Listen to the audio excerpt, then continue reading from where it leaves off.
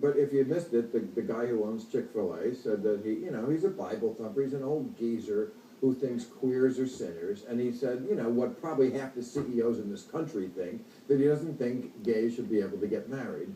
And there was all sorts of boycotts. Rahm Emanuel, the mayor of Chicago, was like, we don't want them in our city. Look, I'm all for gay rights. I think, gay acceptance and sex is the wave of the future. At least that's what I tell the guys at the gym. There you go, starting from the back. You're already out there.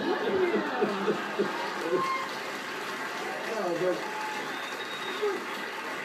I just thought it was an overreaction, and this country is full of rednecks and old crocs, and you just have to wait for them to die. You can't. Or you can have them go. Or you can have them go to Chick-fil-A, stuff their faces with fried chicken, and then have heart attacks with no Obamacare, and everything will be all set. Yeah. I mean, I don't agree with boycotting. I mean, I agree with you. That's a personal decision. I don't think there should be zoning laws not allowing. I mean, it's like going to a gay bar. If you're not gay, you don't have to go to a gay bar, but there should be gay bars. It's not like they weren't serving gays at Chick-fil-A. Right. And, okay. And there's people working there that are probably in the closet, so it's probably fine. One more question for you. Maureen Dowd wrote a column this week called The Ungrateful President. Oh, yeah. She said, stories abound of big donors who stopped giving as much or working as hard because Obama never reached out, of celebrities who gave concerts for his campaigns and never received thank you notes, of public servants upset because they knocked themselves out, never got a pat on the back. I know you gave money. You gave money. You gave $1 million, which is why I gave money. Good for you. I did it right after. And then Morgan Freeman gave money, and lots of people, yeah.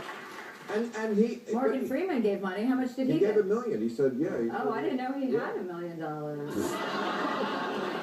He's doing great. You didn't think Morgan Freeman had $1 million? No. Well, let's see. He's been in every movie since 1970. Good salary. I don't think about Morgan Freeman enough to even think about how much money he's making. I need to start thinking about him more. You really do. Yeah. Well, did you get a thank you note when you... No, and I didn't expect it. But I was surprised that she wrote it because it was kind of like an inside thing, but she exposed it, and I'm glad she did, because I think this is his tragic flaw. I do know some of these big money people, some people who really helped him a lot, worked their ass for him, and they hate him now, and they are not working for him this time. And, this could be his tragic flaw, I have something to say about that, because I agree with him. Yeah, I can't imagine he doesn't have a social secretary who sends out thank you notes. I can't imagine that doesn't happen. I mean, the idea that, the David Geffens of the world, I mean, obviously Jeffrey Katzenberg's very involved this time around, but, the people, I've heard the same things. A lot of people don't want to donate what they did the last time because, he hasn't called me this, I haven't heard from him this year. Why would the president be calling someone like David Geffen? What does it take? I mean, what is he supposed to say to him? Look. What is he supposed to call him and ask when new gay bars are out? I mean, what are they going to talk about? They could go to Chick-fil-A together. They could. No, look, I'm with you. I take the Casablanca approach. The problems of three little people in this world don't amount to a hill of beans. And unless you're, the Koch brothers or... But you know what I mean. He was saying in Casablanca, he was saying, look, I'm not good at being noble, but like... Was Morgan Freeman in that movie? No, it was Humphrey Bogart. The point is, Obama's got to get on that plane, or else Victor Laszlo will not have the inspiration he needs to defeat the Nazis. Look, no, that's not right.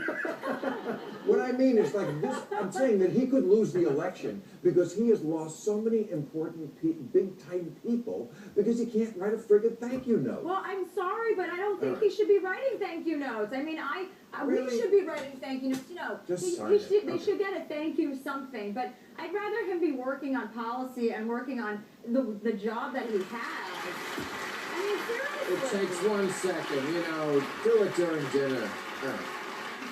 Let me ask you about this. The Democrats seem to be back in the game as real gutter fighters now, which I love, and it's driving the Republicans batshit, or actually batshhitter. But some of their ads are downright nasty. There's one where basically they say Mitt Romney killed the guy's wife. Or the guy's name is, you saw this ad, it's Joe Sopcich. And what happened was they said Joe had his company taken over by Bain Capital. And then he lost his job, so he lost the health insurance of the family, so the wife couldn't get it, and she died. Happy, Mitt? Now, look, I don't think Mitt Romney actually killed this guy's wife, but you know what?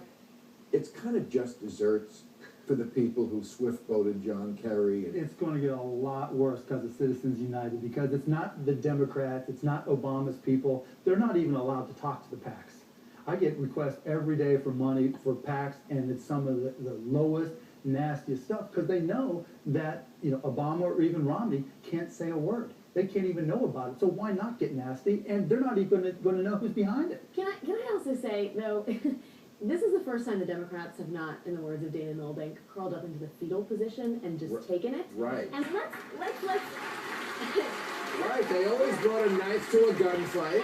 Now they brought a gun. But more importantly, we're talking about a party here that has, if we're talking about inflammatory and wildly unfounded accusations, this is a party that's still asking for Obama's college transcripts, that is still furthering this birtherist, racist narrative that he's born outside of the United States. If you want to take people on and say, these are questionable assertions, why don't we start there? Alex, here's the thing. You're talking about political movements that are incredibly diverse. These are organic eruptions from a country that has Organic racist eruptions that have been there everywhere in the past week. Look, Joe Biden. No, calm down, first of all.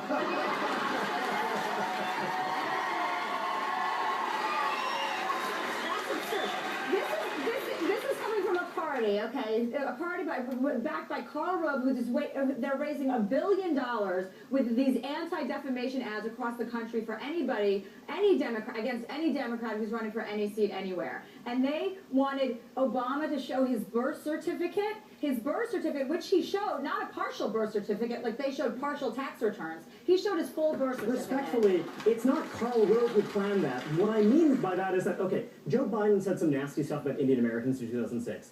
He didn't have some secret plan to do some terrible thing. He made a mistake. He was talking about putting folks in chains, etc. This is just something that happens naturally when you're under the Klieg lights of politics. People get sloppy, people get messy, and also we're in a very diverse country in which you have a lot of folks who rally under the Democratic or Republican banner, who have a lot of crazy views that Barack Obama isn't going to take ownership of and Mitt Romney isn't going to take ownership of. That's the nature of democracy. It gets messy, and the idea that this is some centralized plan is a myth. Well, what we're and saying it's is simple-minded, and I think it's wrong. What's different this time is that the Democrats seem to be fighting toe for toe. Yes. You know what? Mitt Romney's unfortunate because he's the guy who finally got a guy who knows how to fight back. Well, I'd rather you know that what? than whine. The Democrats Okay, I'd rather complain that than that whining. That's perfectly Obama's too fine. white, but when it comes to fighting, he's black.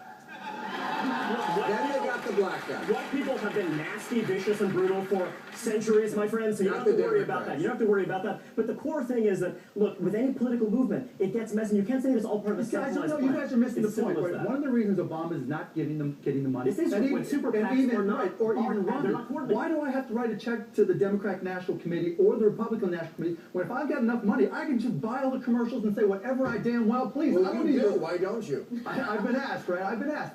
It's That's not my campaign style. finance reform that actually caused this problem. I don't It think makes this it has 1,000 anything to times do- worse than I don't anybody. think- But Absolutely made it that's two worse. shows in a row. Let me